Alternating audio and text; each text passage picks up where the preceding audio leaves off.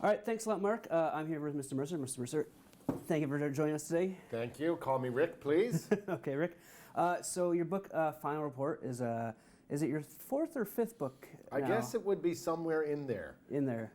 Some of the books that I released were updated, so sometimes I call them two, sometimes I call them one. But it's certainly the latest and the biggest and the best.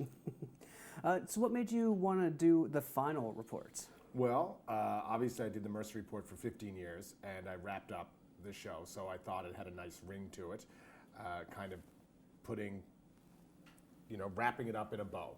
Also, I had published the rants in the past, and they were quite successful, but it had been a lot of years since I had published any rants, so there was about 5 or 6 years there of unpublished rants, and I wanted to create a record of 15 years of what I considered the best rants, and also memories of being on the road.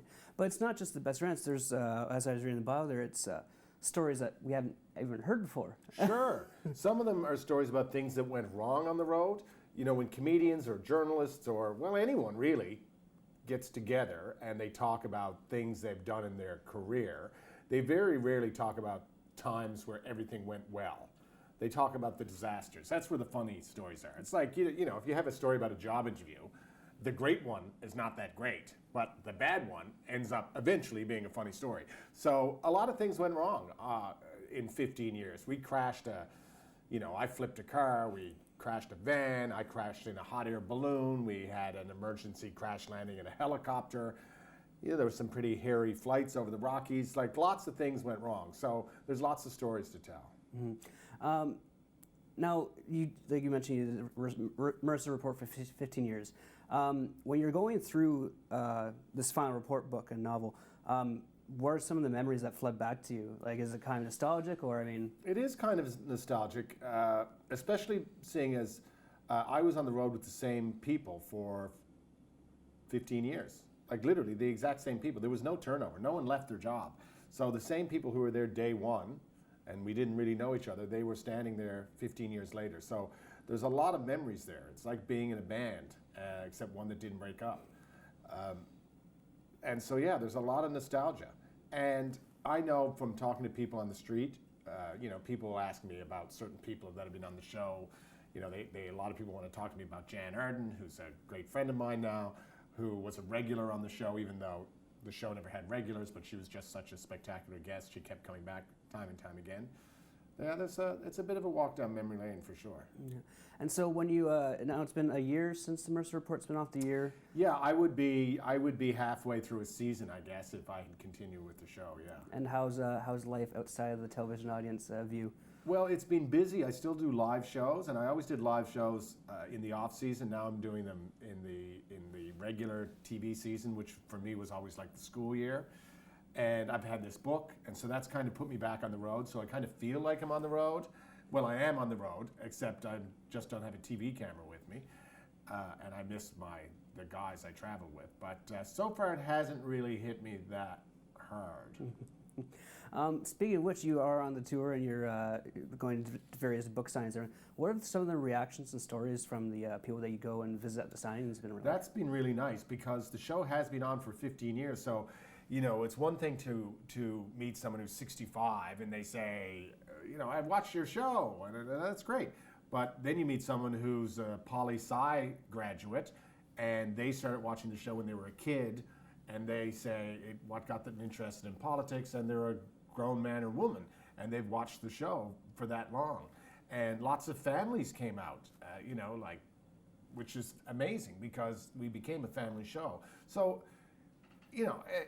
if you're in show business and you connect with anyone, it's a bit cliche, you don't just connect with one person, it's an accomplishment, but it really means a lot. And for people to take time to come to the book signings, to get in the line and say a few words about what the show meant to them over the years, that's really nice.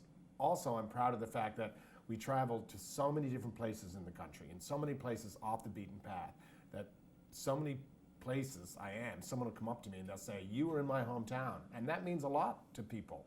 Not because it's me, but because we were a big national show, and we would come to small towns, and we would make them look like rock stars. That was our philosophy. We only celebrated. If we were coming to your town, We were there to show people that it was a great place to live and to find great stories. And I think that meant a lot to people. Yeah. Well, I just said that. I mean, you came visit my hometown, Ontario, which, kind of shocked me. I was away and everything, but I would have liked to have seen there. Now, the book is done. It's on for sale now. How much actual work went into it? And are there any more stories that you'd like to include in it or that didn't make the cut or anything? I joke that I just hit select all and print, and that's how I wrote a book. But I had to go back over all the rants. So it's over 250. And there's 250 shows, and that means there's well over 500 segments. And so all that had to be looked at and considered. And the memories and the stories that I write, because there's a lot of original material stories about, shooting with Pierre Burton, stories about crashing in the helicopter. There's these stories, and that took a bit of work because it's a learning curve for me. I've written sitcoms, I've written sketch, I've written stand-up, I've written rants, obviously, I've written my show, but I've never really sat down and wrote that kind of memoir-esque anecdotes, and it was a learning curve, but I really enjoyed it.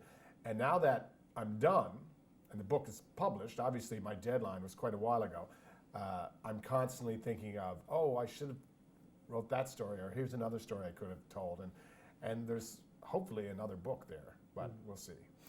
When you now you're still performing, but is writing something that you are passionate about? Is that something that you like? Yeah. When you came up with the first book, was it kind of like, might as well do, or do you actually really enjoy?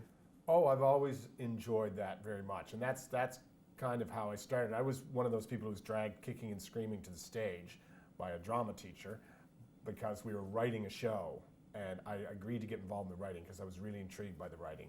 And then she kind of dragged me up onto the stage, and then I got my first laugh, and then of course it was all history. But I like writing very much. When you're acting, you're relying on even in a one-person show, you're relying on a whole apparatus. You've got cameras, and you've got crews, and you've got directors, and you've got other actors, and you have to be the producer. There's a lot that you need to practice that art or that activity. Whereas writing, you can just do it, and you don't need any of that, and you can do it anywhere, and that's pretty exciting and appealing to me right now. Mm-hmm. All right, well, we'd like to thank you for joining us today here on Discover Now, and people can pick up your book where? They can pick it up anywhere where books are sold. And online, of course. Or online, of course. Any Google search will send you exactly to the right place. All right, thank you very much. I hope people read it. I think it's a fun read. I look forward to it. It's going to be great. Thanks. Back to you, Mark.